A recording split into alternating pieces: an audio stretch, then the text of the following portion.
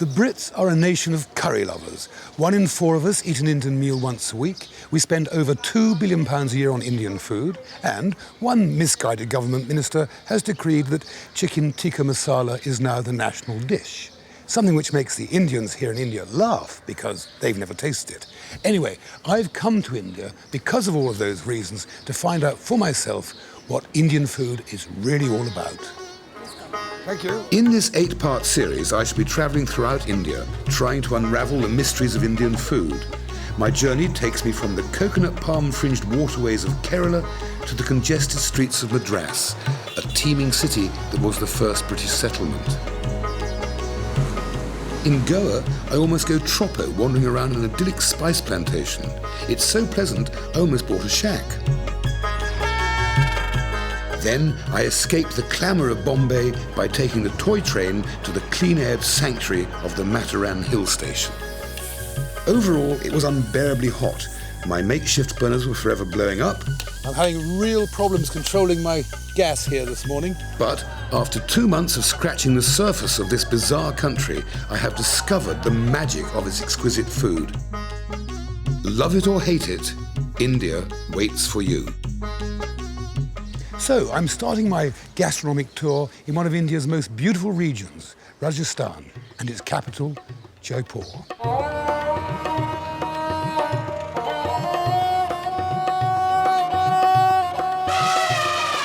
So this is the land of the Maharajas, their invincible forts and their extravagant palaces. Commonly known as the Pink City, painted that colour to honour the visit of the Prince of Wales in 1876, it is in fact terracotta coloured. This regal city, despite neglect, overpopulation and chaotic traffic, is, with its bustling bazaars, beautiful architecture and colourful citizens, a delight to visit. Take the Palace of the Winds, for example, a folly in the grand manner. It is not strictly a palace, but a grandstand for privileged ladies to observe street life and processions while the west wind blew gently through its 953 glassless windows to keep them cool. Camels are ideally suited to the desert, and these arrogant and noble beasts are used to transport all manner of produce and merchandise throughout the region. In Kanota, near Jaipur, you can buy, as I did, though later I gave it back, buy a camel for about 200 quid. So, here's one of me and the trusty Papu taking me sedately to work at the water palace called Jal Mahal. The palace was built by the Maharaja Pratap Singh as a cool summer retreat in this man-made lake where water buffalo and elephants bathe and play. But it's the same old story. Abandoned in 1939, it is now inexorably crumbling away. And to misquote Ray Davies and the Kinks, the taxman's taken all my dough and left me in my stately home, lazing on a sunny afternoon. It is now owned and a bit neglected by the state. If you want to make an authentic Indian curry, the first thing you do is go to your store cupboard and throw away those tins of curry powder that you've had in there for the last 9 months. Curries depend on the spices, and here are just a few of them that are used in everyday Indian cookery. There are chilies and sesame seeds and coconuts and cardamoms and mace and nuts and tamarind, all sorts of things. The fundamental thing about a curry is making what's called a masala. Now, this is a mix of spices, either whole or ground, and either dry or mixed with, say, vinegar or water to form a paste. And to get the best flavours from these spices, first of all, you must very lightly toast them in a dry frying pan. This brings out the flavour. Then, using your coffee bean grinder, grind them into a smooth powder. But now, I'm going to make a sumptuous biryani, which is a rice-based dish, as of course you know. The first thing I did was I soaked and washed my rice in gallons and gallons of water till I got rid of all the starch. Then I left it to soak for an hour, then strained it. Then I fried it in coconut oil in this kadai, which is what I've done. Kadai is one of the most popular cooking pots here in India. I fried it so it was all sautéed nicely, then just covered it with water, let it cook till the water had gone. It's now 3/4 cooked. Incidentally, this is another very popular cooking method in India. It's called a tawa. It's a hot plate. They can make bread on that and all sorts of things.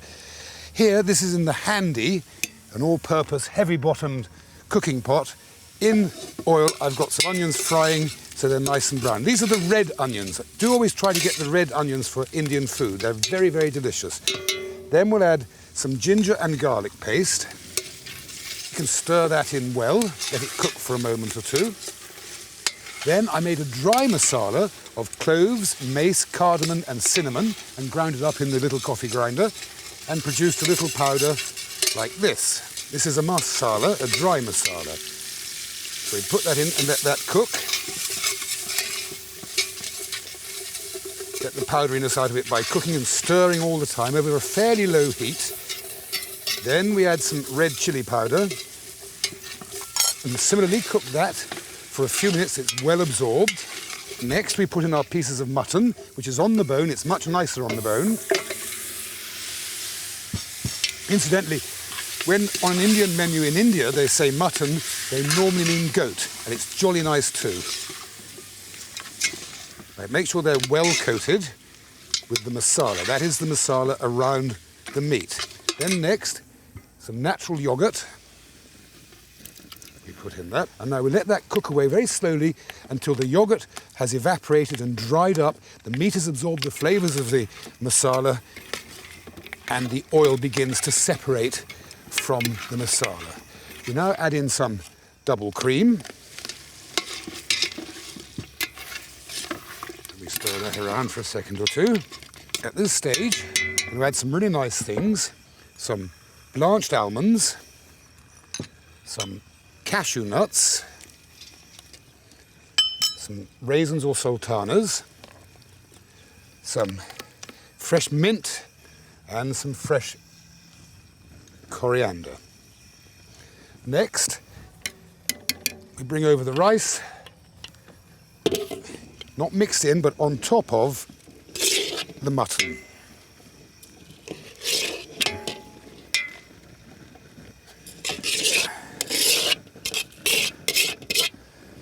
And layer it over the top like that. But what is important and a bit time-consuming and laborious is to make a basic paste of flour and water to go around the edge of your lid so that no steam can escape and all the aromas, all the spices, all the herbs are bedded in there and are going to flavour the rice. That'll be about 20 minutes. And I'm going to eat it for my lunch, and I might even invite the director. So, this is my first authentic Indian dish, the biryani. It was so good on this one to be able to use the edible silver leaf, an opulent garnish so beloved of the extravagant Maharajas.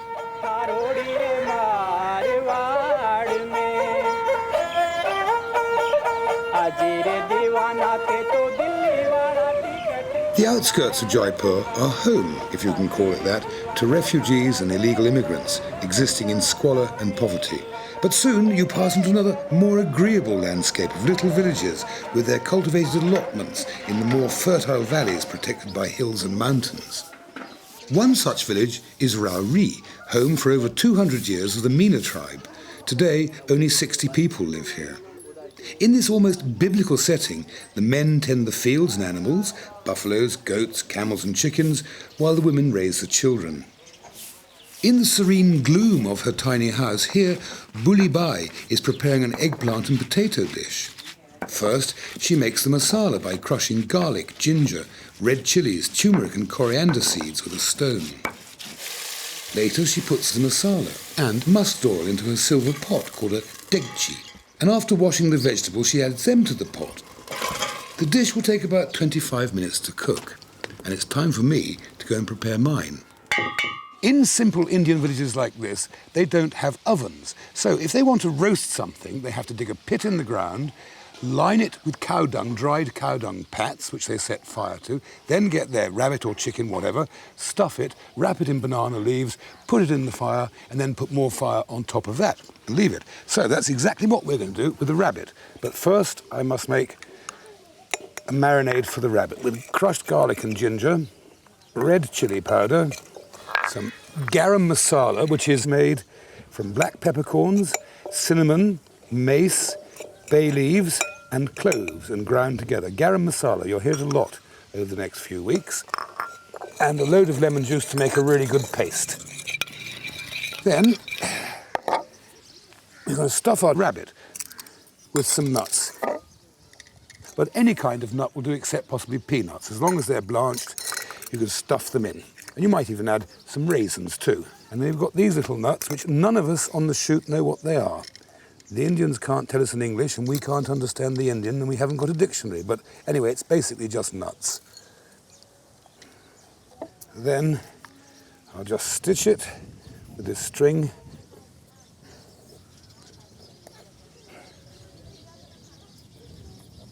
Right.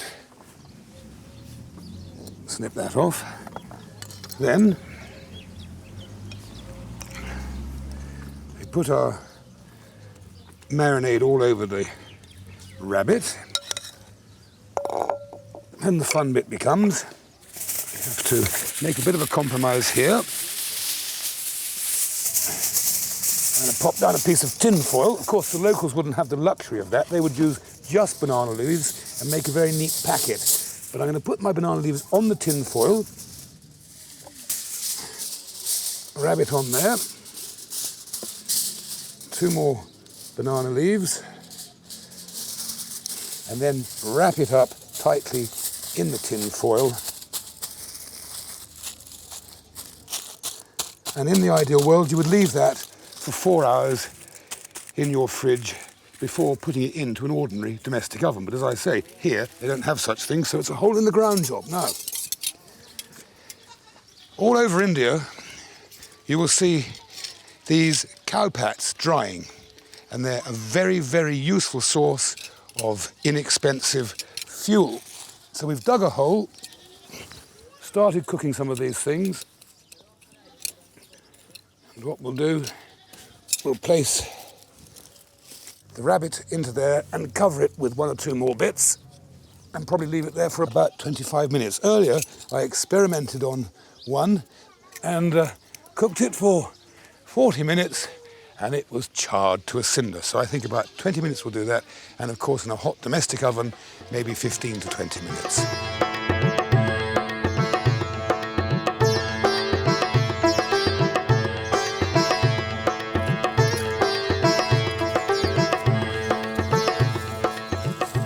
Ouch, it's hot, excuse me.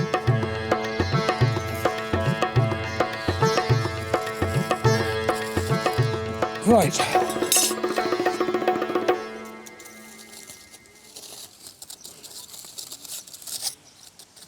It certainly smells all right.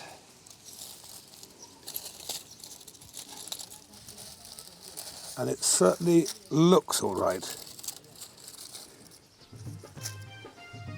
That is absolutely fine. What a cracking little dish. Well, it might be a primitive way of cooking, but it's certainly effective. A wild rabbit stuffed with nuts, marinated in chili paste, wrapped in banana leaves, and cooked in cow dung.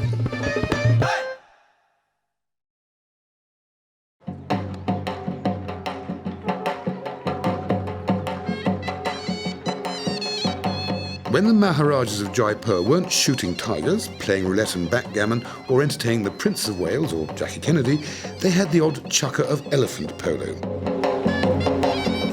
This dynamic and fast-moving game has been unique, I'm told, to Jaipur for 300 years. And needless to say, vast wagers were placed. But it was only after the Maharaja of Jaipur lost a load to the Maharaja of Jodhpur that he added a very pertinent rule to the game. No elephant may lie down between the goalposts. And, incidentally, it's extremely uncomfortable and the stick thing is very heavy. Hey!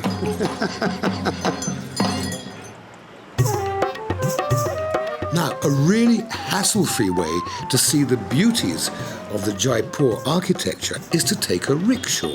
This way, as you're pedalled leisurely around the place, albeit rather terrifyingly, as the traffic crisscrosses in front of you and cows wander aimlessly about the place, you have all the time in the world to enjoy the sights.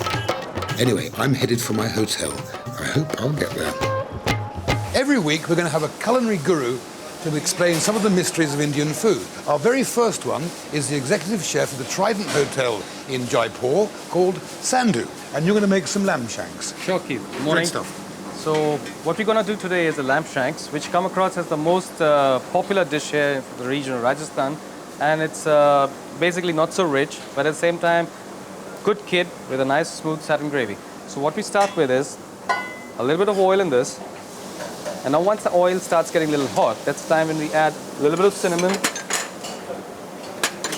And we go with a little bit of cloves, some mace.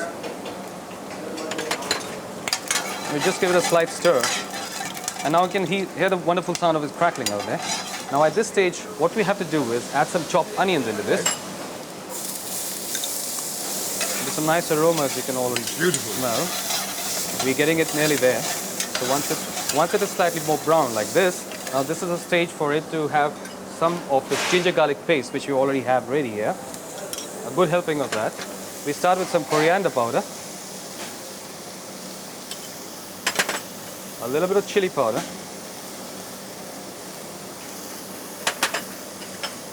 Half a spoon of turmeric. Add a little bit of stock here. This is lamb stock. That's right. And now at this stage, we're all set to have the shanks going into the gravy. It's a kid, it's a beautiful young lamb. Yes.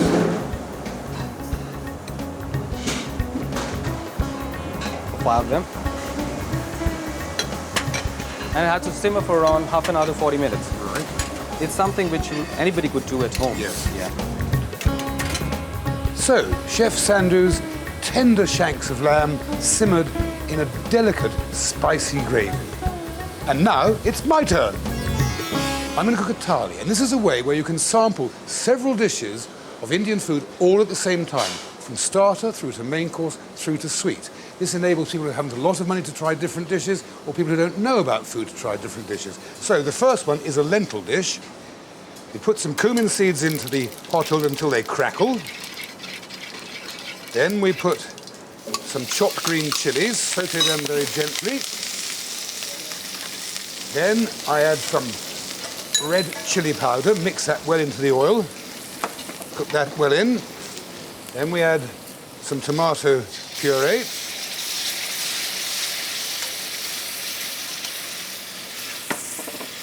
Then we add some onions, which I've already fried off for speed.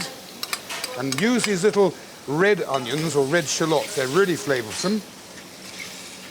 Then we put in the lentils, which have been blanched and partly cooked. Then we add a little drop of water.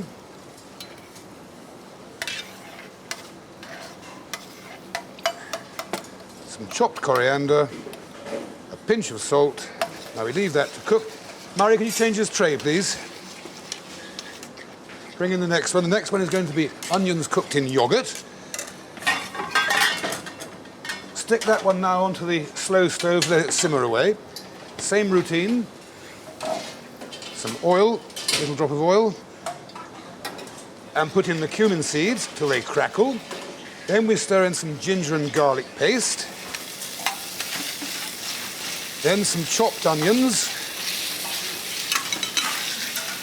And then, over a low heat, I've made a mixture of chili powder, coriander powder, and turmeric and yogurt.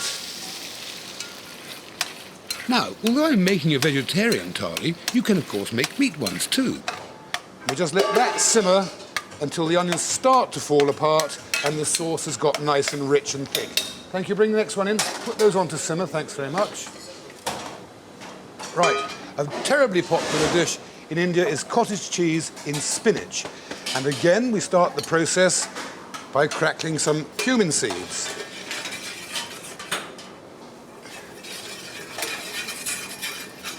Once they start to crackle, we add some chopped garlic and saute that for a few moments till it colours. The second that begins to take some colour, we add some chili powder, red chili powder, and some coriander powder. Mix that well in and let it cook to release the flavours of the spices and also to get rid of the powderiness. As soon as that's done, next we add our little pieces of cottage cheese. turn the gas down a little because it's a bit too hot. Then the pureed spinach. It's very simple, just fresh leaves of spinach, just whacked through in the food processor. A little salt. Then some ghee, which is effectively clarified butter.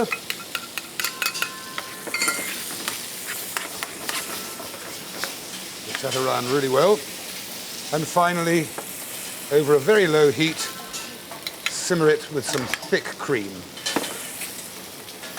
Now you must cook this over a very low heat for not very long, otherwise it will curdle. Next tray, please, Murray. Thank you. I think he's getting the message. Mind you, it is our first programme. I hope we'll improve. Thank you. Stick that onto the thing. And finally, potatoes with cumin seeds and chilli. First thing we do, crackle the cumin seeds. Then we'll stir in some chilli and ginger paste. You just make that very easily by peeling the ginger, peeling the garlic, and whack it in a little food processor. Then we have a little bit of coriander powder and some garam masala powder.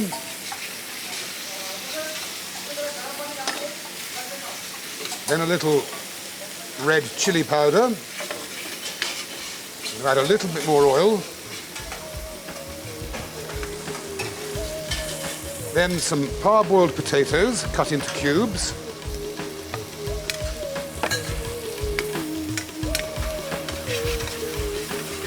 And some fresh coriander leaves. And a little drop of water. And again, we let those cook away till the sauce is thickened. The potatoes are coated with the quite thick sauce. So this, then, is a thali. Lentils simmered in chili sauce, onions cooked in yogurt sauce, cottage cheese with spinach, potatoes with cumin seeds and spices, saffron rice, and yogurt raita. Rajasthan is everything you expect of India. Elephants, camels, forts, palaces, colourful people, wonderful food. So all I have to say is, if this is India, I'm really looking forward to the next 8 weeks.